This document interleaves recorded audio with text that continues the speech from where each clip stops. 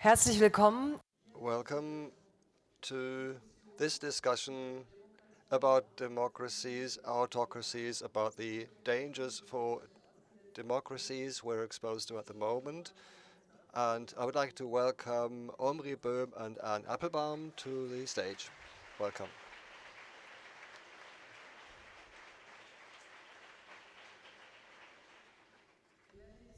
We're going to have the discussion in English very soon, and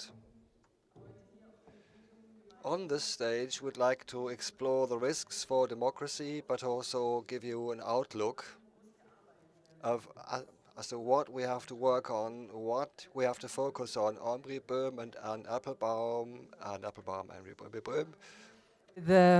The winner of this year's Peace Prize of the German book trade. Congratulations. Thank you.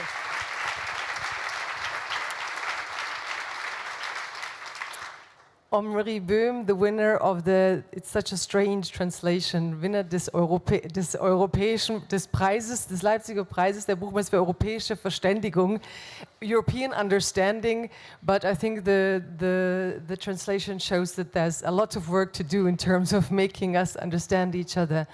And that's where I want to start. And what is your definition of autocracy? I mean, your latest book is Autocracy, Inc. When you talk about autocracies, what do you talk about?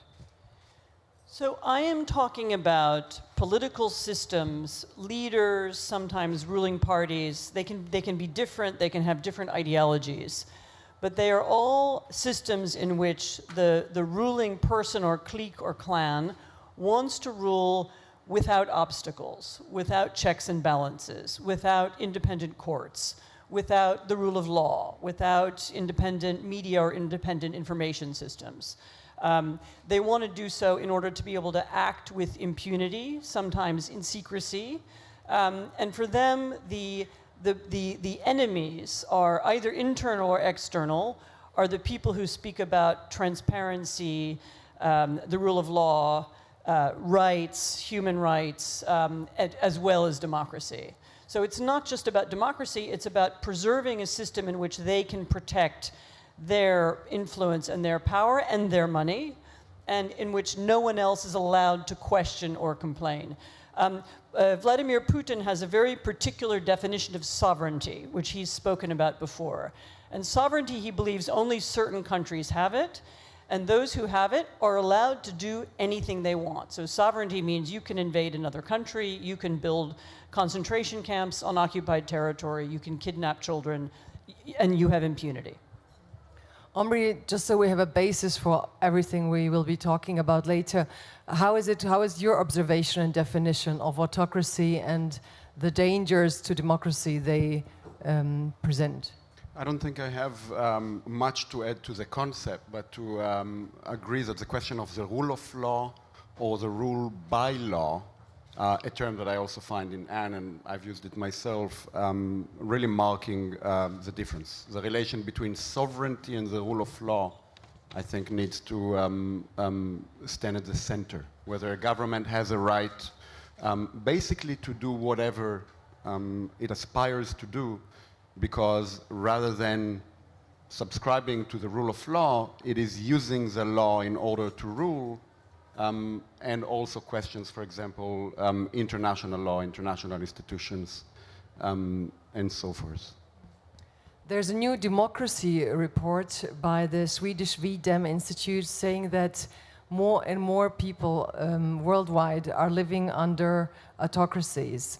The number of countries that are changing from democracies to autocracies or authoritarian regimes is rising.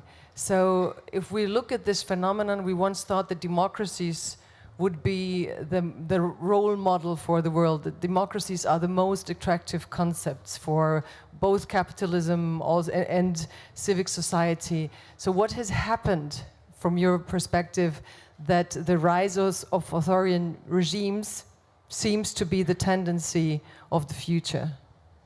So first of all, there is no tendency of the future. There is no historical determinism. There is no law that says democracy wins or loses. But currently, the rise of numbers is... But it is, you know, just to be clear, but that doesn't mean a trend going this way can also go down. No, I just... Currently it goes up. No, but I struggle very much against this idea of inevitability, because our belief that democracy is inevitable was one of our biggest mistakes. You know, so the idea that we don't really have to do anything, that democracy is so attractive that it will just, you know, it will just spread, and when we have globalization, we used to talk about moving from west to east, that it will happen automatically. This was wrong, you know, and of course it's equally wrong to imagine that anything else is inevitable. There are a number, I would say there are a couple of, we can answer this question in various ways. One answer is to do with the nature of modern technology. The surveillance technology gives states power to track people online, but also to track them online, to connect them together. This is the Chinese have been working on creating that kind of system since the 1990s. The way in which people now get and process information, including political information, is also it's much easier to manipulate than it was in the past. People have also begin to have the feeling they question what is true. They don't know what's real and what's not real. And this is also advantageous for autocracies who need people to be apathetic and to stay at home and to be cynical. And so that's a piece of the story as well. And then I'll say one other thing, which is that we live in an era of very, very rapid change. Economic change, cultural change, social change, and demographic change. And for many people, this feeling of change and speed is disorienting. So if you grew up in a small town in southern Germany or eastern Poland or Ohio in the 50 years ago, the world of your childhood that you remember is probably gone, or it's so radically changed and so different you don't recognize it. And so people are not wrong when they feel that there's been this rapid change. And for many people, this creates nostalgia, a desire for stability, a desire for stasis, a desire of some kind of return to tradition. And the autocratic world has understood this, I think, before the liberal world did, and begins to build a propaganda and authoritarian narrative around it. Autocracy is stable and safe, and democracy is divided and weak and degenerate, by which they mean sexually degenerate as well.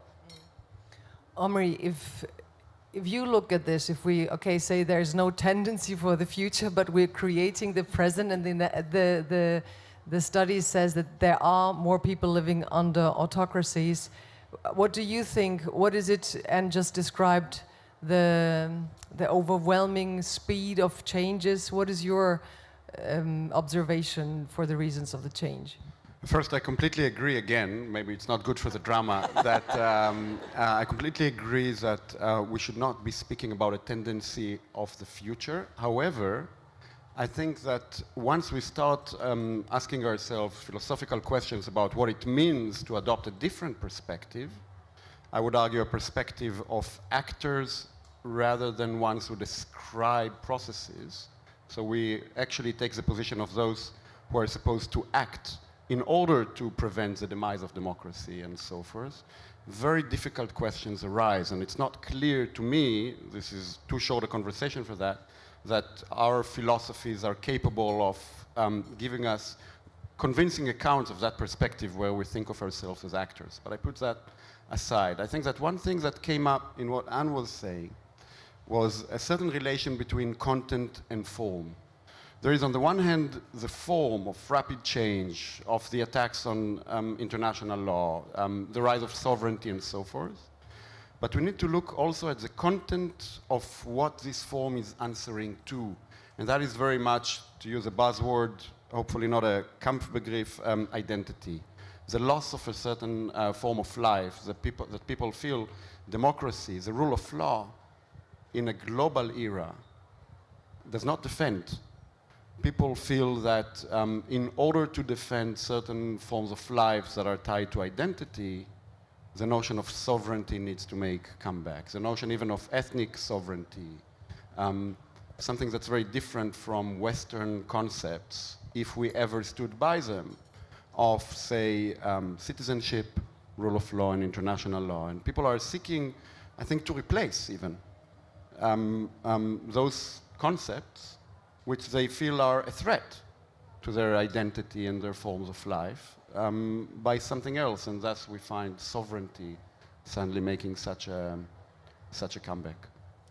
I'd like to take a closer look at what Anne described as somehow authoritarian forces and have been faster in analyzing the disruption and the insecurities. Do you agree on that one? Do you agree that they have been faster? And if they have been faster, do they have better answers? Do they have better concepts? Are they just better prepared to capitalize from the insecurities?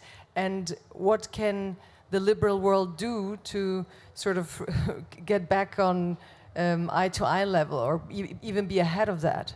The speed of change has definitely made a huge difference. What I think, in my perspective, that is where we might be slightly different in the places that we emphasize. I think one thing that liberal democracies did not do well enough is actually to hold themselves accountable to the universal principles of, say, human rights, human dignity, universalism, and so forth. That has been, in fact, one great failure of liberal democracies on the so-called West, that is, in fact, undermining the commitment to the rule of law and to international law, not just on populist right-wing circles, but also on the left. And this combination of left identity and right identity, which in fact, I wouldn't argue that they are the same. They're not the same. I don't like the, what do they call it in English, the horseshoe thesis or... Both-sidism. Yeah, the, I'm not... Hoefeisen. Don't sign me into that. However, it is true that there is agreement on this particular issue, which is the giving up on institutions that defend universalism and human dignity, because they haven't defended justice on the one hand and they haven't defended identity on the other. And I think we could do better by really standing by them. Yeah, I mean, you could even go farther than that. I mean, look, the ideas and ideals of international law have always been aspirational. I mean, if you go back to the moment of the creation of the UN Charter and the UN Declaration on Human Rights, you know, you can see since they were written, they've been violated. I mean, there's a UN Convention on Genocide, and it didn't stop genocide in Rwanda. You know, there are UN rules about torture, and that hasn't stopped torture from taking place in many places. So those rules and laws always held they didn't have the force of rule of law. They were, as I said, an aspiration rather than a reality. Can I try even further? Yeah. So I agree that they were only aspirational, even though my assumption is that the rule of law is always aspirational. So it's always an ideal.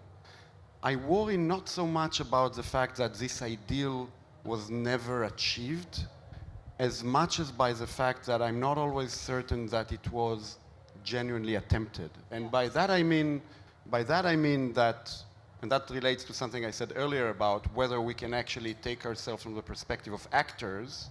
Can we then take ideals seriously? Can we be actually committed to them? My impression is that in post-war Europe, the days in which the Charter was written, there was a need to ground our commitment to ideals in history. We were not really able to take seriously the ideal of human dignity without the commitment to history. And the problem with that is that when we do that, history always marks the limit of our commitment to the ideal. The Germans have an issue with Israeli law and the rule of law and international law when it comes to Israel. Post-colonial thinkers have a problem with the question of international law and human dignity when it comes to colonized nations and so forth. I think that a lot of Western countries and Western politics held itself accountable to this notion as long as it did not address its victims, as long as European nations had to take themselves seriously in relation to die Würde des Menschen, human dignity. The Germans did actually relatively well internally to incorporate this as a certain law or as a certain principle. When they thought, say, about Israel as the state of its victims, they viewed sovereignty again, that is, I take not quite the rule of law logic, to be the main vehicle of doing justice to the victims. Similarly, again, to post-colonial thinkers, and we're now seeing the clash, say, between post-Holocaust thinkers and post-colonial thinkers. And Europe is torn between those forces. I have a different worry about history, which is that people forget it.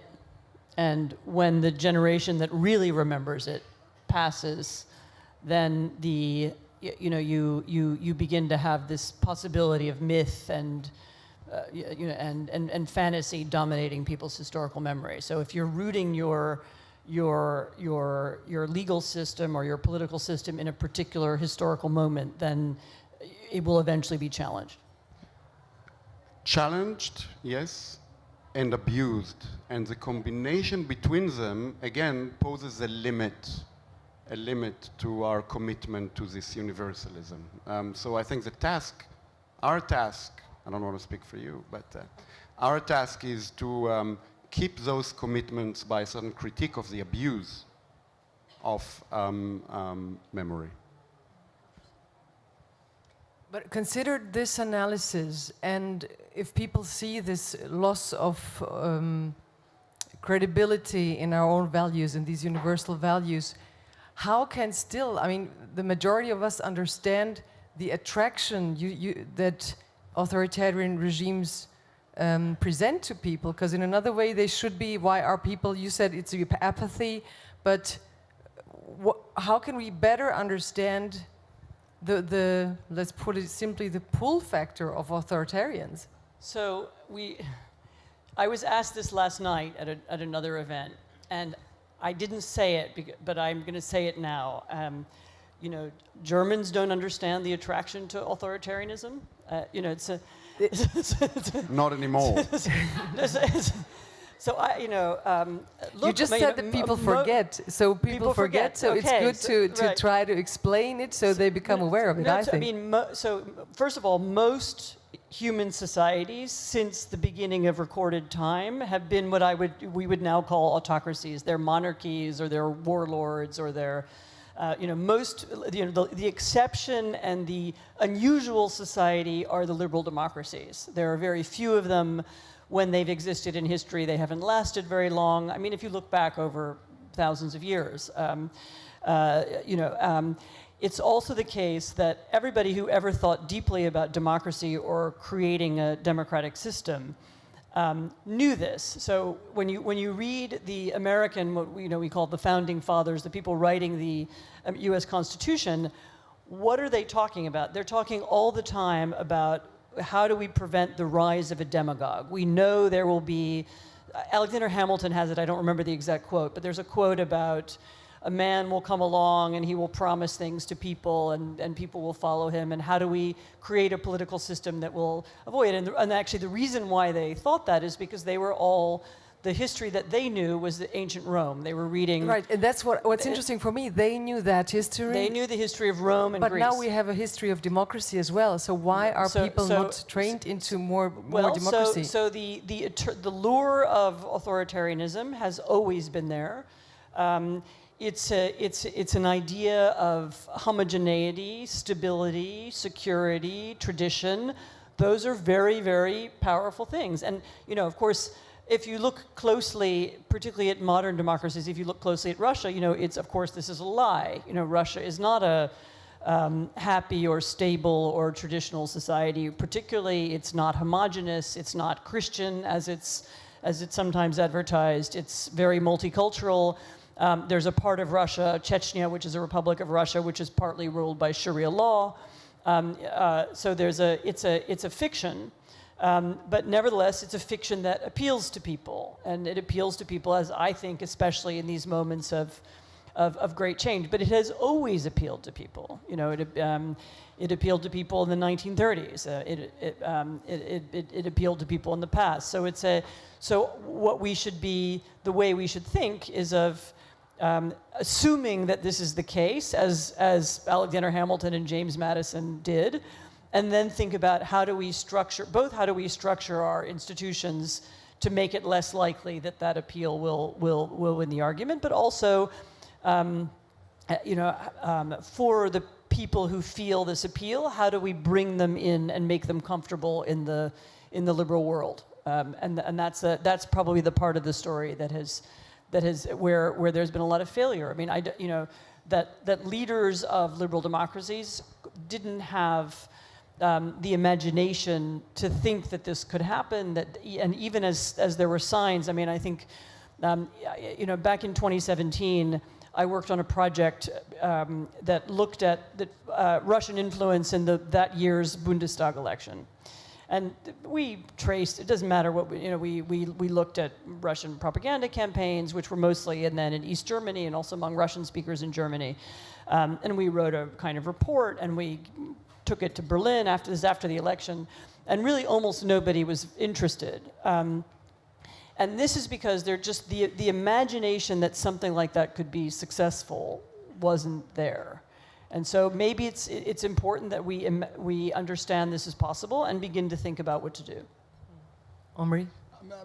Briefly, I think the allure of authoritarian regimes has to do with a fact, and I think it will never change, that freedom is not natural to human beings. For that reason, democracy is not natural to human beings. It is something we have to fight for. It is something we have to constantly educate for. That is something that actually the Enlightenment understood, I think, and this is why certain traditions tried to respond to the problem with creating institutions that would prevent the demise of democracy constantly to its opposite. But I think one thing that I'm always impressed with the Germans, actually, that they have learned is the fact that institutions are not enough and education is necessary. That having institutions would not prevent a people that no longer wants democracy to turn against it. And the only way to really, really protect against the demise of democracy is not even the right constitution, but the right education and the right forces that would educate. I'm not sure that we're doing great on that. I think the Germans were thinking about this hard and were doing well for some time. I think that might be the reason why this country is still doing better than others. But this is very fragile. I thought I saw a slight an eyebrow raised, if I'm not mistaken. And the Germans came to this late, not as early as they sometimes like to tell themselves. But a real effort was done. And I think we're at a moment in which we see how fragile that is too. It's also true. If you read, I got interested recently in understanding what Madison and Hamilton and Jefferson, what they were reading and what they were thinking about. And the other thing that they talk about all the time is a concept of virtue. And they mean by that what you've just said. Essentially, they mean a specific kind of education, an attitude to the state and to society, an image of yourself as a person who has responsibilities to the whole and so on. I mean, it's very Roman as well. And a colleague of mine recently wrote a book on exactly this subject, and points out that at American university, partly because of this obsession, at American universities in the 19th century, everybody automatically studied moral philosophy. So this question of what does it take to be a good life, who is a virtuous person, it wasn't not the same thing as religion. And this study of moral philosophy at some point in the 20th century just disappears. It's not a normal part of education. We stop talking about it. And that's maybe a piece of the story as well. It was privatized. The question of our virtue became, for many people, maybe a private question of our morality, our religion, and so forth. It ceased to be a real political question of whether people will have the virtue, a term that Susan Nyman would like to point out, people now would do like that, would do the scare quotes when they speak about it. Speaking about virtue as a political concept has disappeared. If you speak about virtue, then you might be one of those crazies, I hope nobody is offended, who thinks you need to be virtuous to go to heaven. But it has nothing to do with democratic culture. No, this was a secular idea. It wasn't a religious idea. It was completely separate from religion. It was civic That was lost. virtue. I'm for it. That we lost as a civic idea. And could you now talk about or think about the connection between virtues and authoritarian leaders? If we just take Trump, for example, I mean, the way he speaks, the way he addresses the audience, how does he actually play with this criticism on virtues and the virtues we have in democracy to actually mobilize voters for his movement? I don't think that Trump presents a model of virtue for anybody. That might be, I might be completely off. It's possible that some people look at him and think that because he's rich and does whatever he wants and he's virtuous. I'm actually worried by the fact that maybe Trump embodies the contempt to anything that could mean virtue. Where I come from, in Israel, we haven't lost the language of virtue at all. But I'm very worried about the values. As Aristotle would have said about virtue, virtue can be good or bad. It's good for someone who's acting for the right causes, and it's bad for those who don't. And maybe true virtue can only be acting for the right causes, but virtue up until a certain point can be utilized for very different ends. I'm very worried by the fact that virtue has been hijacked by those who speak always in the name of patriotism, not to say nationalism. And that for those of us who defend democracy again, we have lost the capacity to take that notion seriously. I mean, there's also a way in which what Trump does, and this is not an idea original to me, is that he gives permission people to misbehave. You know, so he is vulgar and he, attacks women and he, and he's corrupt and so on. And then and also he says what he thinks, meaning he says things that are offensive and so on. And then he gives permission to people to do the same. And that I think is part of the power, and this is maybe, in a culture, particularly now when everybody's speech is watched and policed, both for good reasons and for bad reasons. I'm just saying this is just a fact. When you write online, everybody sees it and can attack you for it. That he somehow is free of that. He doesn't care what he says. He can say anything. He can say something racist or sexist or vulgar or offensive, and or even recently, echoing the language of the 1930s, and he doesn't pay a price for it. And this to some people is appealing, I think.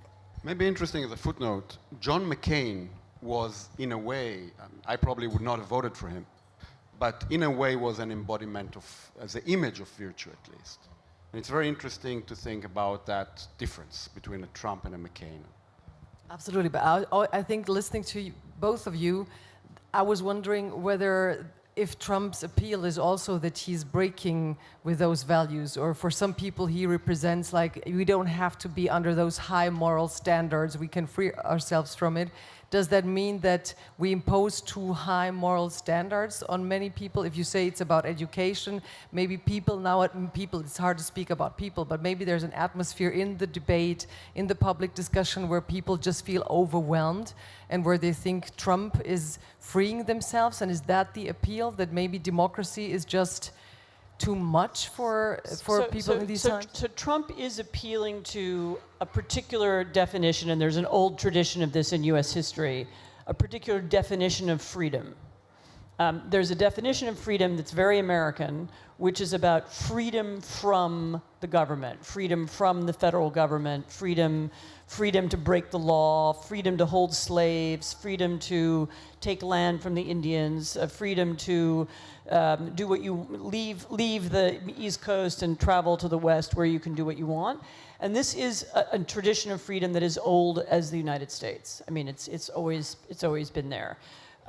There is another form of freedom, which is freedom to be a citizen and freedom to create laws that make everybody participants. There are other higher definitions, or not higher, but different definitions of freedom as well. But this This older one is something I think he does appeal to. And it's, as I said, it's been there from the beginning. I think it's a higher definition of freedom. Higher, sorry, yeah. A higher definition of freedom. I would like to bring something as broad as capitalism into our debate and think about how the latest developments and how you wrote an interesting essay on kleptocracy and how does the current developments of democracies and maybe what I would even say their powerlessness towards capitalist elites influence the credibility of democracies? Or is it that people believe, well, democracies, they don't rule anyway. Who rules are the corporations and the rich, and what powers do democracies have anyway? So let's pick the authoritarian leaders because maybe they have something to say in front of these powerful corporations. What's the correlation between the developments of late capitalism and our democracies and the threat they're imposed to? Yes, by the way, it's another expression I don't like is late capitalism, because it implies a late, and then what? I don't know. It's unclear. You know, how do you know we're living? Maybe it's early capitalism, and how do you know which phase we're living in? But I mean, but yet your basic point is true, of course, that people feel this loss of control, and part of the loss of control is the sense that decisions are made elsewhere and they're made in places where our leaders don't control them. I mean, this is one of the reasons why in the British Brexit campaign, they had this very, very successful slogan, and the slogan was "Take back control." And even though it just turned out Brexit didn't bring them more control, and it was also a fiction, it was very effective because it got at something that people feel very deeply. I mean, I have in addition to that, a different criticism, which that I think that there is a piece of our financial system and our economic system which is deliberately out of control. You know, so most of us, probably most people here, we live in a world where whatever business we do, it's regulated, and we pay taxes, and we obey the law, and we assume that when we make a financial transaction that our name is on it, and when we buy a house, it's under our name too. In addition, that there is almost an alternative economy where you know, where there are shell companies that are owned anonymously, where property can be purchased anonymously, where people can keep their money offshore, they don't pay taxes, they aren't regulated. I mean, it's an alternative world, and the authoritarian world has made huge use of that world. You know, that's where they hide their money. That's where they get their money to pay for their kids to study at the London School of Economics. You know, that's where they, and that's where.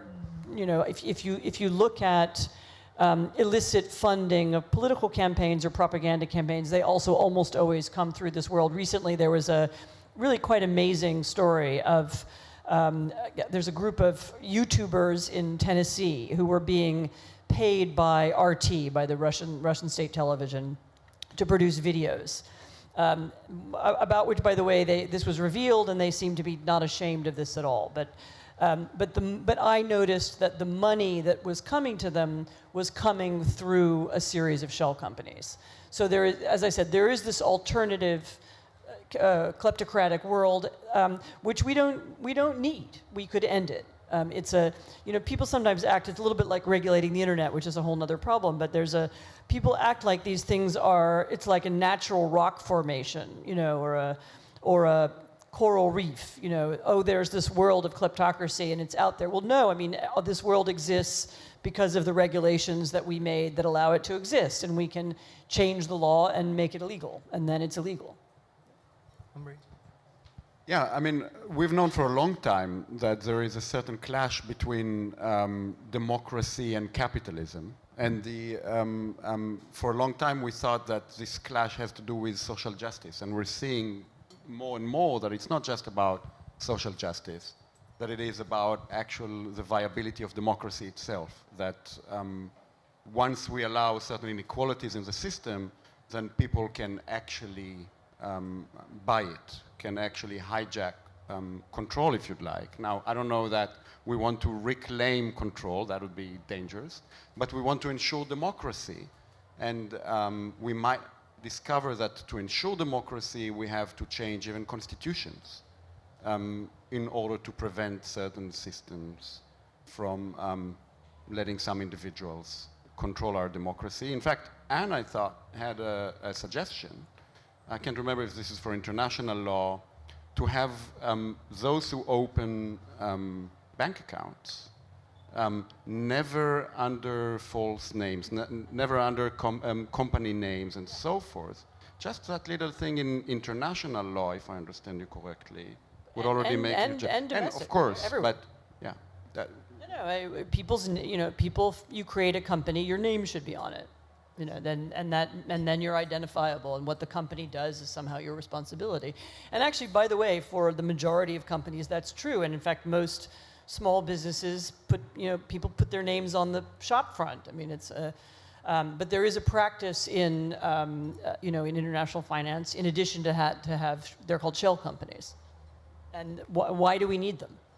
And you just said you could change the law and you could hold them accountable. So I think that's a criticism you hear from many people. So why is it not being done in democratic societies as long as they are democratic societies? Because there's no political will to do it, because it hasn't been recognized as a priority. I talk a lot to, there's an American senator who's very interested in this, who has pushed laws about it on the Senate floor, and there has been some change recently in the US, both in the US and the UK. There's been change. But you have to overcome a huge lobby of the real estate industry and other industries who make money off of this system. And you need political will. You need people to decide that it's important. Again, it's like the regulation of the internet. When somebody needs to make the decision that we will defeat the lobby, we will push back against these very wealthy companies, and we will change the way they operate. And that just hasn't happened yet. But how can it not be, we can both answer, how can it not be prioritized? You say there's no lobby, but if the democratic people are losing trust in democracy, how is it possible that politics is not prioritizing the anger of the lobby? If you consider the power of the people, how is it not so important? I think in a way, the problem is precisely what we're talking about. There is a certain attempt here to bootstrap ourselves in a situation in which some people already have a control of the democratic process, and even if senators, even if lawmakers, even if whole publics go in a certain direction, those who have the interest have also the power to prevent it. Something that also introduces a real questioning of the whole democratic process from the get-go, because if you are incapable of changing the democratic order through democratic means, then people immediately start asking questions about the use of power, about disruption, and so forth. So I think that in a way we're begging the question if we don't realize that this logic that we're trying to overcome, the reason why it is so difficult to overcome it is precisely because of this logic. It is because people who have already taken effective control of the democratic process by lobby, for example, have the power. I would like to add on all the topics and themes we have talked about to this aspect, the aspect of digital world, of the data they can collect nowadays. It's not just that we have corporations, but we have corporations that know a lot about people. That like surveillance, you talked about surveillance in the beginning, but now we have like a form of surveillance that is simply knowing about democratic societies by knowing the way they behave on social media, what they're interested in. Then you have these connections between somebody like Elon Musk being a high supporter of Trump, even being offered some kind of an office after he would be elected. That's, I think, a new form of threat to democracies, that you have corporations that have like deliberate surveillance because people offer their behavior and emotions to these companies, and then they connect to authoritarian leaders because they believe they will be profiting from them. Is that a new challenge, something we haven't faced before, and how could that be countered? I mean, yeah, it's a new challenge. It's also a challenge that was seen and described for the last 10 years. I mean, and again, it was very hard to motivate people to think about regulating the internet. I mean, here I'm going to quote something my husband said at breakfast, which will sound at first very funny, which is, the great hope for humanity might be the European Parliament. Because who is going to regulate social media? It's not going to be the Americans, because the lobbyists are too powerful there. It can't be an individual country. I mean, even Germany isn't large enough to do it by itself. But the European Union, which is an empire of regulation, that's what it does, and it's very good at it. It has the power and the means to say, you can control your own data, or algorithms need to be made more transparent, and I'm not talking about censorship or rules for what you can post or not post. I'm talking about the more fundamental structure of social media platforms. Social media platforms, the material that's posted on it should conform to the laws of the real world. So there's law that this is a little bit like the issue with kleptocracy. There's a set of laws that all of us obey, right, here in this room. Online, there are people who feel they have impunity and they can break the law. So why? Why don't we stop them? And again, the idea that this is some thing out there that's a natural, obstacle and we can't control it is wrong. These are institutions and technologies that exist within a social structure and a legal structure, and we can alter them. But there has to be a political body that is willing to do it. So my hope is in the EU Parliament. How about that? Yes.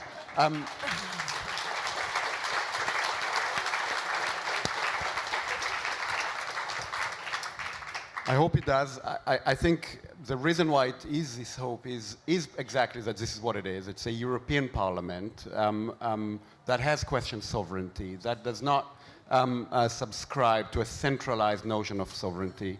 I hope very much that it holds itself again accountable to actually protecting those ideals in ways that only sometimes I think people there understand that this is what they're supposed to do. Me being a European, I'm slightly worried if the European Parliament could be the solution. I'm a European too, but living here completely, I have my doubts about that. But I know what you mean, the idea that they just are the ones who say there should be and could be a kind of control. I think I don't want to...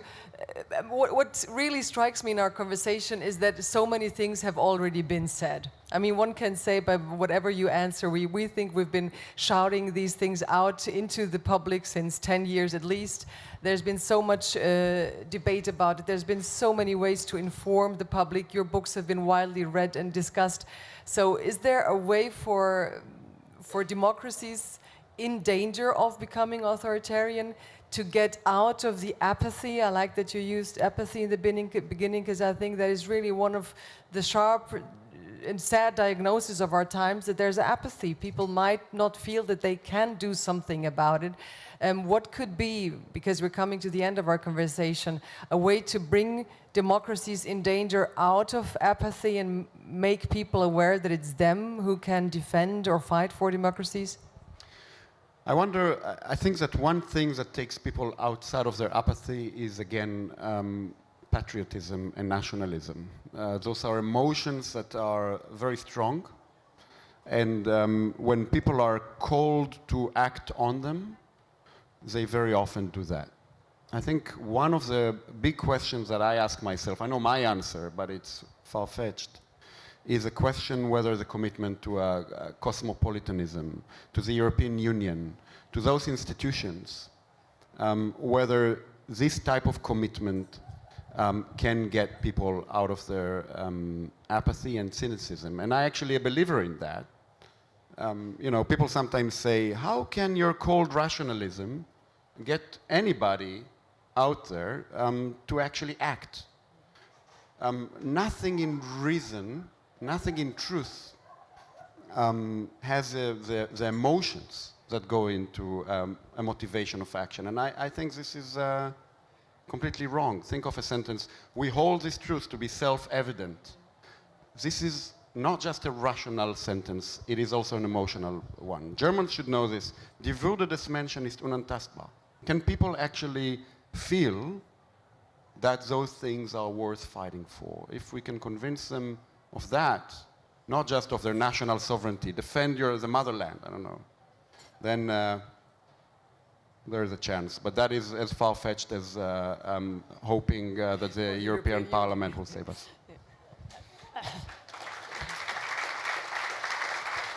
I should say it's not just a hope. I mean, there are members of the European Commission who look at this every day. But I'll just finish by saying, you know, it may be that the emergency isn't great enough. I was thinking, because one of the things I talk about in my book, and we don't have time to discuss it today, is the idea of coalitions, creating new coalitions for a new time.